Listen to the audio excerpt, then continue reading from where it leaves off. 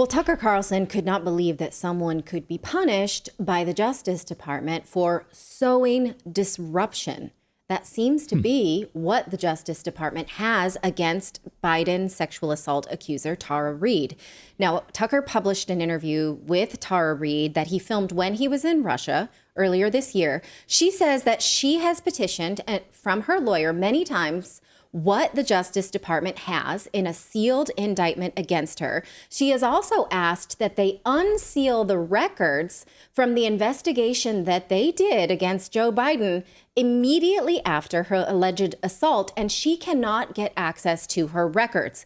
Watch her explain how a group of Black nationalists have been charged on the FARA Act and how the Justice Department is about to charge them for sowing disruption and why she thinks that's what they have on her too.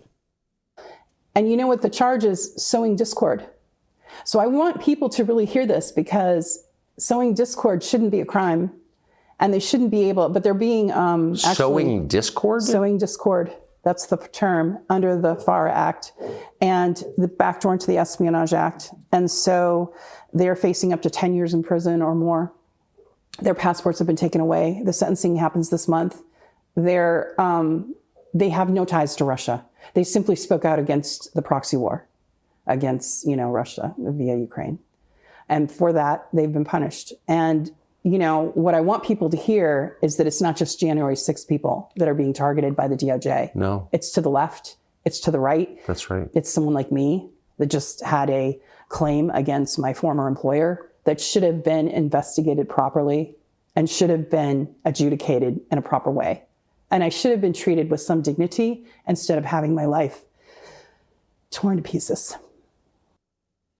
Now, I was not familiar with this Uhuru group, but she's right. They have been indicted by the Justice Department. So I'd like to learn more about that. If you'd like to learn with me, let me know what you know. But here is a very basic summary of Tara Reade's case, in case you don't know, which probably you're not that familiar because the media doesn't give a crap.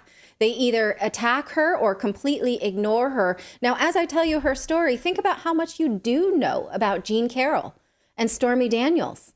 Okay, let's just put that on one side of your brain as we talk about this. Maybe more than you ever wanted to know. Right. Now, in the 90s, Tara Reade worked as a staffer. She was a fervent Democrat for then Senator Joe Biden. He was a very handsy guy. She knew that all along. And one day he told his office manager to make Tara bring him his gym bag.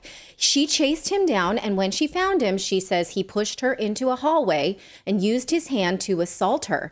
She froze, pushed him away. And when it was done, this is what she says in her book. He said, come on, man, I heard you liked me. She said she didn't cry or speak out. She froze. And when it was over, he said, you're nothing to me. You understand? Nothing. Now go on, you're fine, you're okay. And he walked away. So she did report it to her supervisors immediately. She did tell her friends. In what happened because of that report is she was discouraged from pursuing it further and was offered a nice little walking package. She told her friends and her family. Many people corroborated that to the New York Times and other media outlets. Also, her mom called into CNN's Larry King asking for advice about her daughter who had been assaulted. Now, Tara Reade never knew about this until it was surfaced during the 2020 election. Here is that very clip. Yes, hello. I'm wondering what a staffer would do besides go to the press in Washington. My daughter has just left there after working for a prominent senator and could not get through with her problems at all. And the only thing she could have done was go to the press, and she chose not to do it out of respect for him. Or she had a story to tell, but out of respect for the person she worked for, she didn't tell it. That's true. Okay. Now, the story she told Tucker Carlson on this interview, which I do hope that you watch, is the same story she's been telling Redacted over and over, that she wants to testify against Joe Biden. She wants the Justice Department to show her the charges against her and give her the records of her report from the 90s. She wants protection from the United Nations Human Rights Special Rapporteur. And she wants Jim Jordan to look into this corruption in the House Judiciary Committee. She has received none of that. She's been left out to dry, despite the Democrats' rallying cry of believe all women. And now she's being pursued, she says, for sowing discord because she's challenging the powerful and the person backed by clearly secret dark forces. Now, she is living in Moscow under political asylum, and clearly she has been for a year now.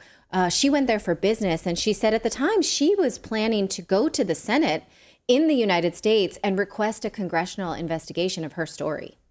To the story, you're in Moscow, where we are now, and you hear that you could be indicted or punished under the Foreign Agent Registration Act for giving this interview with a local TV station. And what do you do? How do you respond? Well, I wanted to look at all the data points. You know, I'm not an impulsive person. I like to think, and I didn't have a lot of time. I mean, we're talking, I had to make this in a 48-hour window, right? And so this was a lot of pressure, but I did. I took the time. I talked to my daughter for hours. I talked to my lawyer. I got more data points of other people who had opinions that were educated. And then I talked to Matt Gaetz. And I am forever grateful that he took my call. And he was, you know, I want to give him some credit here. The congressman from Florida. Yeah, because I was supposed to go the first week of June and walk with him on the Senate floor to get my Senate thing opened. And I wanted to do that. And he advised me, he didn't advise me, I should rephrase that. He gave me information. He basically just said, you know, I'm worried about you. I'm worried about your personal safety. And you're good where you are, you know, that kind of thing. And he just said he knew how those people operated. And so he was concerned about me. Those people being employees of the U.S. government. Right. And he sits on the Intelligence Committee. So when a U.S. congressman tells you something like that, that's a remarkable data point, right? It is. That's It is a remarkable data point, and I trusted him. Because he could have easily just said, oh, sure, it'll be fine. And I did ask him, I said, please, you know, Congressman, can you help me? Can you get me off these charges? Can you? And he said, no, I can't. I'm sorry. I can't. My hands are tied. I don't even know what they are. And sometimes some of this intelligence isn't shared. But what I can tell you is just that I understand how these people operate. And yeah, I'm really worried about your personal safety. God, can you imagine? No. So she's there on a trip as part of a book. She was working on her book. She was there, supposed to be just there for about a week. Yes.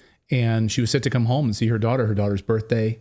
She's getting married and graduating. Yeah, getting married and graduating. So she was getting ready to come home and then gets this data point from Congressman Matt Gaetz. Right, saying that you could be arrested when you come back. Now, I want to sort of juxtapose this with Tucker's situation, because at the time, they're both sitting in Moscow.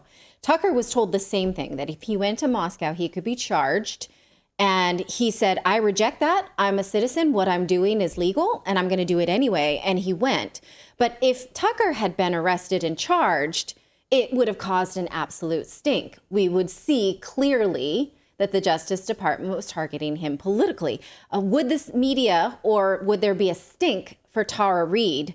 Well, no, they've shown that the media doesn't care. They ignore her, right? So what would it have caused outrage beyond something like this show? Clearly not. Watch.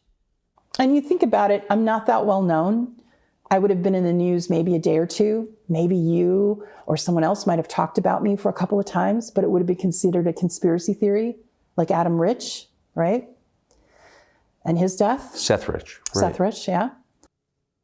So we interviewed her just after she sought asylum in Russia last year. And the thing that still haunts me is that she had to put her life together there with spit and glue based on fear and intimidation by her own government. Watch. I guess this is kind of an obvious question, but I want to ask it. Do you want to be there? Right now, okay, this is the thing. When I came here, I was on vacation for 7 days. So, and I was telling, Clayton and you, I think earlier, that I had a suitcase with 7 days worth of clothes, not even a coat. And so I'm not, I don't have many of the things that I need with me right now. And that's a bit of a challenge because I can't get mail here. My understanding is you're going to need a coat in Russia. Yeah, I am going to need a coat. So I came here for the book. My book was given to an international publishing house here in Moscow that was going to translate it in several languages, including Russian, and redistribute it with 3 additional chapters. And then they accepted another book the manuscript's due in the fall. And I was so excited about all that. So I thought I was going to go home. There was a family event I was to attend that happened last week, and some other things because my daughter's going to be getting married next year. So I was, I had a lot of plans this summer around family and events. And I was looking forward to an easier schedule because I was just going to have a writing schedule. And and then I was given information that I couldn't go home. Yeah. So, and I don't want to get too emotional, but I can't tell you what it's like to not know when I'm going to see my daughter, my family, my friends, and my pets. So it's been an adjustment. As far as like here, people here have been lovely to me. I have no complaints. I mean, they're treating me so well. I have enough to eat. I'm okay. I have enough to, I have a place to sleep. I have a safe place to be. I have work that I can do, some writing work and all of that. So, that's all positive. I was looking forward to coming back and forth between Russia and the United States, like Scott Ritter and other people do. Yeah. But apparently that option wasn't allowed for me. Okay. So again, I just ask you to consider her story, just the same way Tucker Carlson now is. We have been asking you for that for a long time. And also consider that the media is so in love with Stormy Daniels, a porn star who had a consensual alleged relationship with Donald Trump. This woman was attacked allegedly by Joe Biden, and she then has subsequently been attacked by her own government. So who is deciding? Again, the argument around Stormy Daniels is that we, the voters, had the right to know about it. Well, why do we, the voters, not have a right to know about what happened to Tara Reade at the hands of Joe Biden? Who's deciding to pursue her and not Stormy Daniels, who at a minimum seems to have perjured herself? At worst, extorted sex for money. So why is this happening? And we, as the American public, what are we going to do about it? So let me know what you think of that. Well, hopefully, go ahead. I was going to say, hopefully, shining a light on this, Tucker shining a light on this, on a large scale, will maybe create some movement here for Tara in the Justice Department and get some, rattle some cages, or at least maybe more congressmen besides just Congressman Gates will come forward and really trying to shine a light on this, Jim Jordan, et cetera, at a larger scale. Go ahead, Philip. I was going to say how terrifying the idea of being charged with sowing discord is. Because if you've got an entire government the size of the U.S. government coming after you for something so just confusing as sowing discord, that's like, how is that? That is a terrifying thing, that if they're going after people for that. Because, I mean, what is that ultimately? What is sowing discord? Yeah, what does that even mean? It's wrongthink. Yeah, it's wrongthink. It's part of the thought crime police right now that we're facing at the Justice Department. Well, let us know what you think about that in the comments below. And we really appreciate Tara always being open and honest, and our heart goes out to her and her situation. So hopefully there's some movement on this. We try to shine a light on it, but Tucker, much louder bullhorn, hopefully can rattle some cages. And read her book if you want to know exactly what this is about. I do recommend it. It's an easy read, and you'll realize exactly how many things she has done right and how many things have been done to her. Yeah, maybe make that an Amazon bestseller. Like, that could help, right? Put that. That's another one. When you put it in Amazon, you're going to get like a blip in the matrix because they do not want you to read that book. The book is called Left Out by Tara Reade. Check it out on Amazon. And because Amazon loves to suppress books like this. So see if you can find it, buy it, share it. There it is. That's the front cover of it. When the truth doesn't fit in, read it, understand what she went through. Let's make it an Amazon bestseller. And then they can't ignore it. Once it sits at the top of the charts, I love that. Yeah, the Redacted there you go. Audience. I really hope you enjoyed watching this video. YouTube thinks that you'll actually like this next video right here. It's personalized based on your own viewing habits. So if you watch the video, please leave a comment. Let us know what you think about it. And we will see you next time, everyone.